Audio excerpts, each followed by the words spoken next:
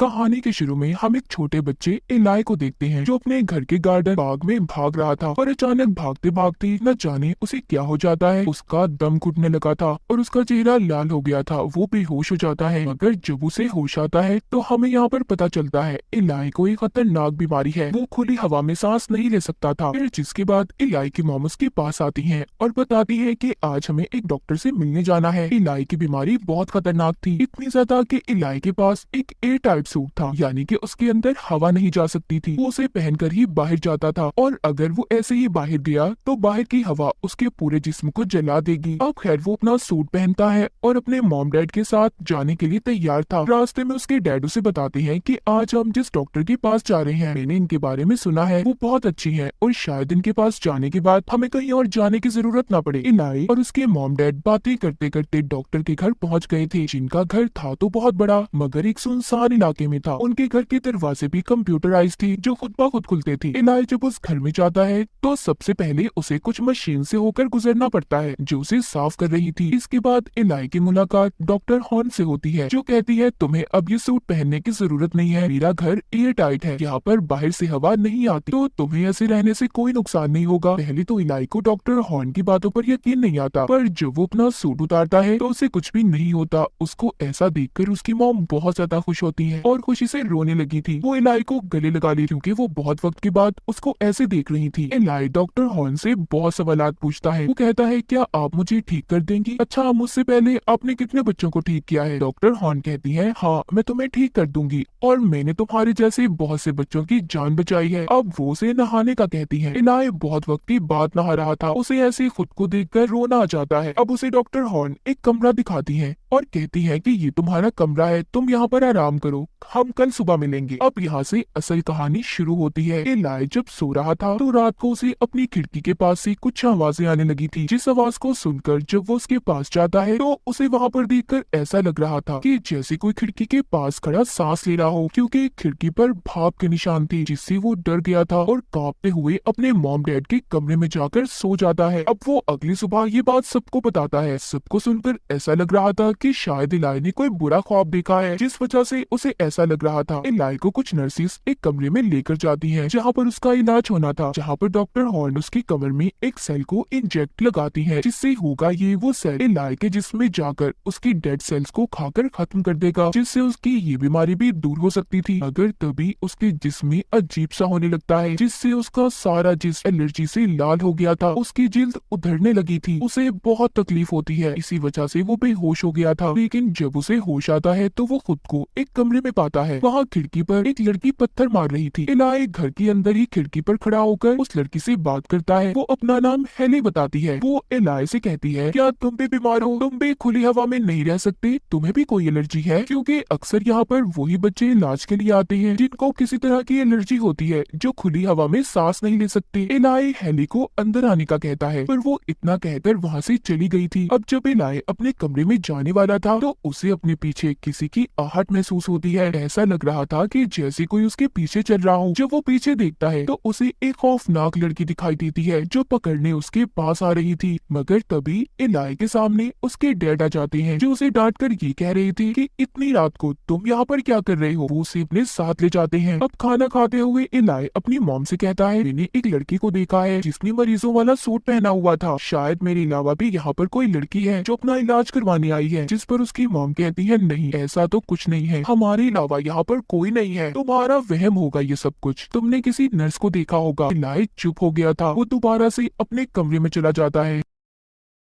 उसके सामने वही लड़की आती है जो इस बार उसे खींचकर कहीं पर ले जा रही थी। इलाई बहुत डर चुका था। वो मॉम डैड चिल्लाता है। अब उसकी चीखें सुनकर उसके मॉम डैड भी आ गए थे। वो कहते हैं बेटा यहाँ पर कोई नहीं है, तुम किससे डर रहे हो? अब यहाँ पर डॉक्टर हॉर्न आकर इलाई के मॉम डैड को बताती है कि ये सब दवाइयों का असर है, वो बहुत जल्दी ठीक हो जाएगा। जिस पर उसकी मॉम डॉक्टर हॉर्न को कहती है क्या आप दवाइयों की डोज कम नहीं कर सकती? इस बात पर इलाई के डैड उसकी मॉम को चुप करवा देते हैं और कहते हैं ये क्या कर रही हो, डॉक्टर को अपना काम करने दो, हमारे पास ये आखिरी रास्ता है, हमने इस इलाज में अपना सब कुछ लगा दिया है। उधर दूसरी तरफ इलाई को कुछ ठीक नहीं लग रहा था। वो यहाँ से जाना चाहता था। वो अपनी मॉम से कहता है कि प्लीज मुझे यहाँ से ले जाएं, मैं यहाँ पर नहीं रहना चाहता। और उसके मॉम डैड उसे मना कर देते हैं क्योंकि वो बहुत से पैसे उसके इलाज पर लगा चुके थे। अब एक बार फिर से इलाई की खिड़की पर हेली पत्थर मारती है। इससे पहले वो हेली से मिलने जाता वही लड़की जो हर जगह पर उसे नजर आ रही थी वो उस पर हमला कर देती है। इलाई उससे डरकर अलमारी में छुप गया था और जोर जोर से चिल्लाता है। वहाँ पर उसके मॉम डैड भी आ गए थे, मगर इस बार वो लड़की इलाई की अलमारी पर उसका नाम लिख देती है जो बार बार लिखा हुआ था और वो उस अलमारी को भी तोड़ जाती है। इतना सब कुछ देखकर भी अब भी सब यही सोच रही थी कि ये सब इलाई यहाँ से जाने के लिए कर रहा है। अब इसी रात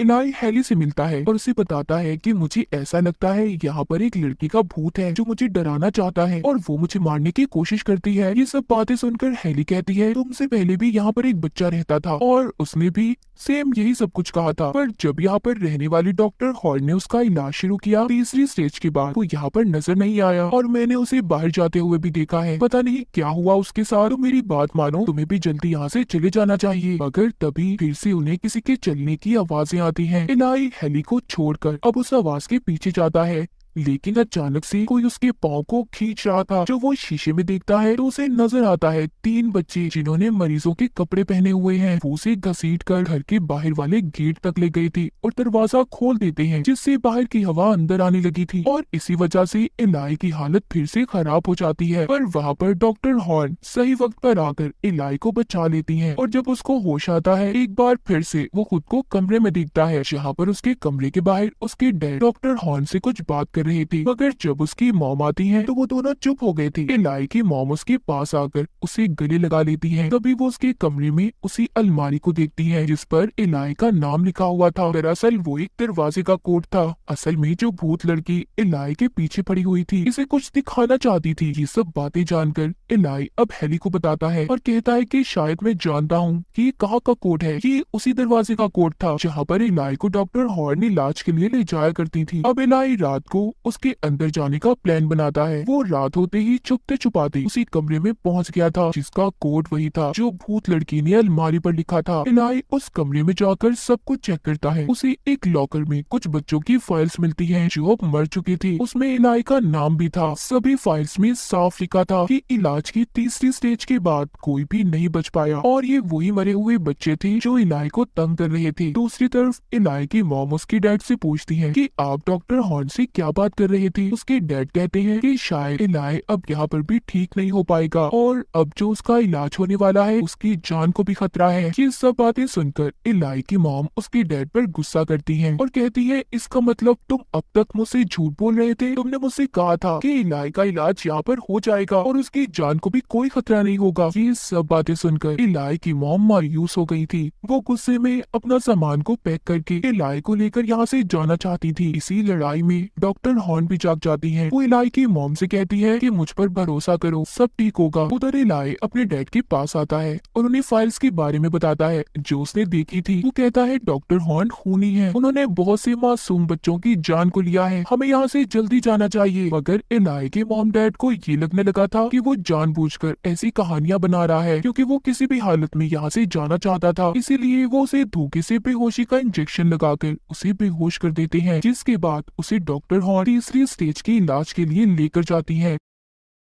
इलाई जोर जोर से चिल्लाकर सबसे यही कह रहा था कि प्लीज मेरी बात का यकीन करें, इस डॉक्टर ने बहुत से बच्चों को मारा है। यहाँ पर इलाई को नर्सिस ने पकड़ लिया था मगर वो एक नर्स के हाथ पर काट कर यहाँ से भाग जाता है और जाकर डॉक्टर हॉर्न के कमरे में छुप गया था। उसे उस कमरे में एक खुफिया दरवाजा दिखाई देता है जो उसे एक तहखाने तक ले गया था, जिसे देखकर वो हैरान था मगर वहाँ की हवा नुकसानदेह थी और दोबारा से उसे एलर्जी होना शुरू हो जाती है। वो बेहोश हो गया था मगर जब उसे होश आता है तो देखता है वो बिल्कुल ठीक था और सही तरीके से वहाँ पर सांस भी ले पा रहा था। अब वो भी समझ चुका था कि उसके मॉम डैड अब तक उससे झूठ बोल रहे थे कि वो बीमार है। असल में वो बिल्कुल ठीक था। वो अपने मॉम डैड से बहुत गुस्सा था। तभी थोड़ी देर बाद उसकी मॉम आती है जो उसे ये कहती है कि मैं जानती हूँ तुम मुझसे बहुत नाराज हो, मैंने तुमसे झूठ बोला है मगर मेरा यकीन करो ये सब मैंने सिर्फ तुम्हारे लिए किया है। सही वक्त आने दो, मैं तुम्हें सब कुछ बता दूंगी। लेकिन अचानक से इलाई बेहोश हो गया था जब उसकी मॉम लॉक खोलकर उसे देखने अंदर आती है तो वो अपनी मॉम पर हमला कर देता है। इसका मतलब ये था कि वो बेहोश होने का नाटक कर रहा था। उस हमले की वजह से उसकी मॉम बेहोश हो जाती है और इसी बात का फायदा उठाकर वो यहाँ से भाग गया था। बाहर आकर वो अपने कमरे की खिड़की को लोहे से तोड़ने की कोशिश करता है, जहाँ पर दूसरी तरफ हेली भी खड़ी हुई थी। इससे पहले वो बाहर जा पाता, सभी नर्सेस और डॉक्टर आकर इलाई को पकड़कर इलाज के लिए ले जाते हैं। वहीं दूसरी तरफ इलाई की मॉम को भी होश आ गया था, जो तय खाने से बाहर आने लगती है। तभी उनकी नजर एक कुएं पर पड़ती है, जो वो उसे खोलकर देखती है, जिसके अंदर बहुत से बच्चों की लाशें पड़ी थी, जिसे देखकर वो डर गई थी और समझ जाती है कि इलाई सच बोल रहा था। वो अब एक चाकू को लेकर इलाई की जान बचाने जाती है, जिधर उसका इलाज चल रहा था। और इलाई के डैड उसकी मॉम से चाकू को ले लेते हैं और डॉक्टर हॉर्न को देकर इलाज शुरू करने का कहते हैं। वो इलाई को बांधकर किताब को पढ़ने लगती है और साथ ही साथ इलाई के ऊपर होली वाटर डाल रही थी। उसे कुछ समझ नहीं आ रहा था कि ये लोग उसके साथ कर क्या रहे हैं और क्या चाहते हैं। होली वाटर के गिरने से इलाई की जिल्द जल रही थी। अब जब डॉक्टर हॉर्न चाकू उसको मारने लगती है तो इलाई को गुस्सा आ गया था। उसकी जिल्द का रंग और आंखें लाल हो जाती हैं। वो गुस्से में उस चाकू को डॉक्टर हॉर्न को ही मरवा देता है। उन्होंने खुद ही अपनी जान ले ली थी और वहाँ पर मौजूद सभी नर्सेस को हवा में उड़ाकर आग लगा देता है। क्या इलाई के पास कोई बुरी ताकत थी जिस वजह से वो ये सब कुछ कर रहा था? ये सब देखकर उसकी मॉम भी डर गई थी। अब इलाई अपनी मॉम से पूछता है कि ये सब कुछ मैं कैसे कर पा रहा हूँ और मैं कौन हूँ, बताए मुझे मॉम। अब उसकी मॉम उसे बताती है और यहाँ पर इस कहानी की सच्चाई खुलती है कि असल में सबके पीछे क्या कहानी थी। अब इलाई की मॉम बताती है कि तुम आम इंसान नहीं बल्कि शैतान के बेटे हो। मैंने शैतान से दुआ मांगी थी कि मुझे एक बेटा चाहिए, जिसके बाद तुम पैदा हुए। मुझे लगता था कि तुम एक आम इंसान के बच्चे की तरह हो, पर नहीं, तुम में शैतान का खून है और इसी चीज को तुमसे दूर रखने के लिए हम यहाँ पर आए थे। पर इस चीज का अब कोई फायदा नहीं, तुम्हारी बुरी ताकतें जाग चुकी हैं। अब मजबूरन हमें तुम्हें तुम्हारे असल डैड तक लेकर जाना होगा। तभी पीछे से इलाई पर उसके डैड हमला करते हैं, मगर वो उन्हें भी हवा में उड़ाकर जख्मी कर देता है और अपनी मॉम के साथ घर से बाहर आ गया था, जहाँ पर हेली उनकी गाड़ी के पास खड़ी थी। वो इलाई को बताती है कि मैं भी शैतान की बेटी हूँ और जो बच्चे तुमसे पहले यहाँ पर आए वो सब हमारे बहन भाई थे। इलाई कहता है तुमने इन सब के बारे में मुझे पहले क्यों नहीं बताया? वो कहती है मैं चाहती थी कि तुम अपनी ताकतों को खुद जगाओ। ये सब बताकर हेली उससे पूछती है क्या तुम अपने असल डैड के पास जाने के लिए तैयार हो? इलाई भी इस बात के लिए मान गया था। हेली इलाई और उसकी मॉम को गाड़ी में बिठाकर इलाई के असल डैड से मिलवाने लेकर जा रही थी। इसी के साथ ये कहानी यहीं पर खत्म हो जाती है।